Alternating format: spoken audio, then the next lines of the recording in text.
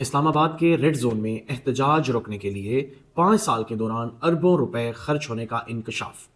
اربوں روپے آنسو گیس شل خریدنے، قانون نافذ کرنے والے اہلکاروں کو خوراک فراہمی اور وی آئی پی سیکیورٹی پر خرچ ہوئے۔ اگر یہی پیسے پاکستان کی عوام کو ریلیف دینے میں لگائے جائیں تو یقین کیجئے کہ پاکستان ایک ویلفیئر اسٹیٹ بن سکتا ہے۔ لیکن یہاں کیا ہے کہ اس کو پکڑ لو، اس کو اٹھا لو، اس کو ٹھکانے لگا دو، اور جس طریقے سے یہ اقدامات کرتے رہے ہیں کہ ایک چھوٹا سا یعنی کہ جلسہ پاکستان تحریک انصاف کی عوام نہیں کر سکتی، کسی چھوٹی جگہ پہ اکٹھ نہیں کر سکتی، کوئی کارنر میٹنگ نہیں کر سکتی۔